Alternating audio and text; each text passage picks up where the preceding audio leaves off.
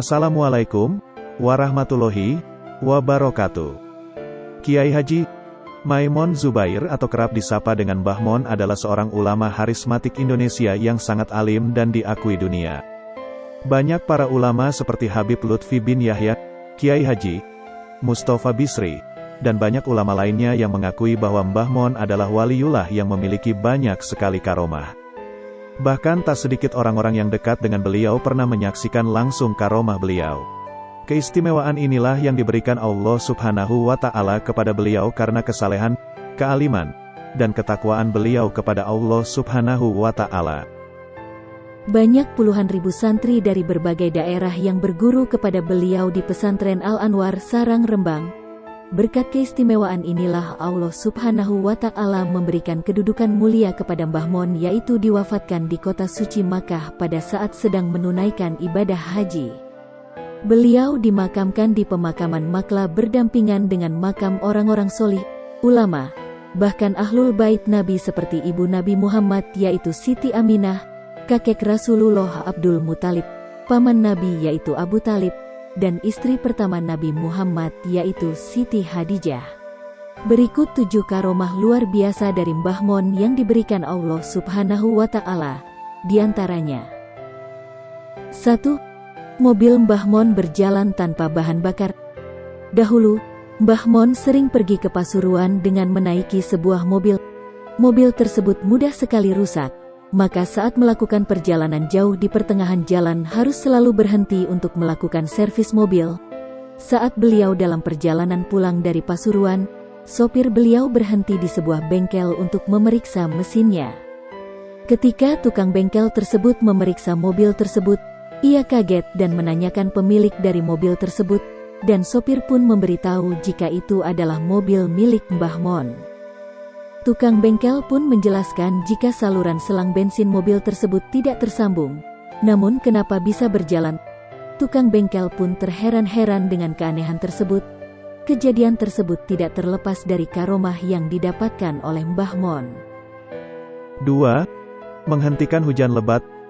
Pada saat Mbah Mon mengisi pengajian Maulid Nabi di Kudus, beliau memberikan tausiah kepada para jamaah yang datang. Dalam situasi asyiknya jamaah mengikuti pengajian Maulid Nabi tersebut, tak disangka tiba-tiba hujan turun dengan begitu lebat dan membuat para jamaah berlarian untuk berteduh. Saking derasnya hujan, panitia pengajian pun mempersilahkan Mbah Mon untuk istirahat sejenak masuk ke dalam rumah. Namun hujan pun bertambah deras, dan hal tersebut membuat panitia menjadi kebingungan bagaimana cara melindungi Mbah Mon yang mulai terkena percikan hujan. Di tengah kepanikan panitia dan para jamaah, Mbah Mon pun berdoa kepada Allah Subhanahu wa Ta'ala agar hujan segera berhenti. Tiba-tiba tidak disangka tak lama kemudian hujan deras itu pun berhenti. 3. Bertemu Nabi Khidir alaihi salam. Dahulu ketika Mbah Mon menyantri di Pondok Lirboyo Kediri, Jawa Timur, pernah ditemui oleh Nabi Khidir alaihi salam. Sekitar pukul 11 waktu Indonesia Barat, Mbah Mon merasakan seperti ada seseorang yang memanggil dan ternyata suara tersebut datang dari makam dekat pondok. Dan ternyata di makam tersebut ada Nabi Khidir alaihi salam yang berpakaian seperti petani dan memakai kaping. Nabi Khidir alaihi salam berkata kepada Mbah Mon, "Kamu cinta kepada saya juga cinta kepada kamu, dijamin Gusti Allah nantinya." Kemudian Nabi Khidir mendoakan Mbah Mon lama sekali. Selama berdoa dan diamini oleh Mbah Mon, Nabi Khidir kemudian menghilang dan Mbah Mon kembali ke pondok lagi. 4. Mampu melipat waktu. Saat Kiai Fatlolan masih kuliah di Universitas Al-Azhar Kairo, Mesir, Kiai Fatlolan diminta oleh Mbah Mon untuk mengantarkan ziarah ke makam Imam Syazili. Akan tetapi saat itu Kiai Fatlolan agak kebingungan karena waktu yang dimiliki Mbah Mon sangatlah minim atau terbatas. Padahal perjalanan untuk menuju ke makam tersebut sangatlah jauh, bahkan harus menginap. Dengan keyakinan dan ketakziman kepada beliau, Kiai Fatlolan tetap mengiyakan permintaan beliau. Kiai Fatlolan menyewa mobil dan sopir untuk mengantarkan Mbah Mon dan istrinya. Singkat cerita, perjalanan darat yang jaraknya sejauh 400 km dengan medan jalan yang sulit dan biasanya dapat ditempuh selama 7-9 jam namun mampu ditempuh hanya dengan waktu 2,5 jam saja.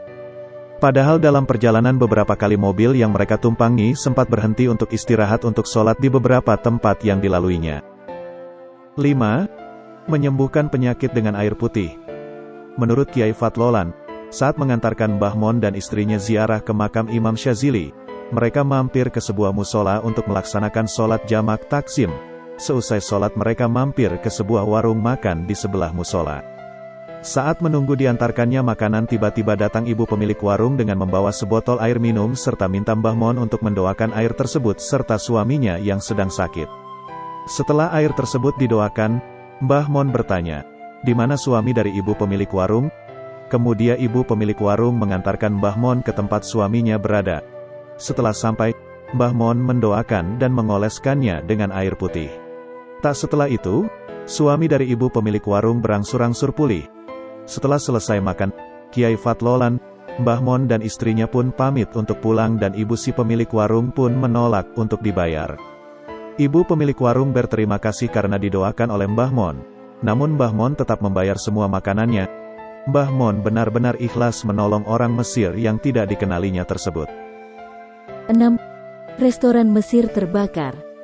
Setelah menipu Mbah Mon, Kiai Fatlolan menceritakan saat ia dalam perjalanan mengantarkan Mbah Mon dan istrinya ziarah ke makam Imam Syazili, Mbah Mon meminta terlebih dahulu untuk mampir ke sebuah restoran yang bergandengan dengan hotel. Malam itu mereka memesan makanan seafood. Setelah makan, Mbah Mon memberikan uang 300 pounds Mesir kepada Kiai Fatlolan. Uang sebanyak itu seharusnya sudah cukup untuk membayar total dari makanan yang dipesan. Akan tetapi sang kasir berkata jika totalnya 750 pounds Mesir. Langsung saja Kiai Fatlolan mengeluarkan uang dari dompetnya untuk menambal kekurangannya tanpa diduga Mbah Mon mengetahui kejadian tersebut. Mbah Mon pun menanyakan mengapa jadi bertambah banyak total pembayarannya. Kiai Fatlolan pun akhirnya menjawab jika total pembayarannya menjadi 750 pounds Mesir. Mengetahui hal tersebut, Mbah Mon pun tidak ridho dan berkata, "Bukan dari golongan kita." Masya Allah. Saat mereka keluar dari restoran tersebut tidak lama kemudian restoran tersebut terbakar bersama dengan hotelnya dan tidak mampu dipadamkan. 7. Mbah Mon telah mengetahui tanggal wafatnya. Kisah Pak Sodikun jamaah haji asal Tegalrejo Magelang Jawa Tengah. Ia diminta oleh kakaknya untuk sowan meminta berkah di hotel di mana Mbah Mon menginap.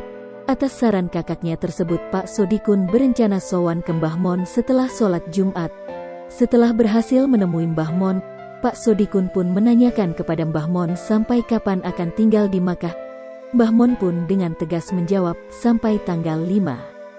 Pak Sodikun pun merasa janggal dengan jawaban dari Mbah Mon.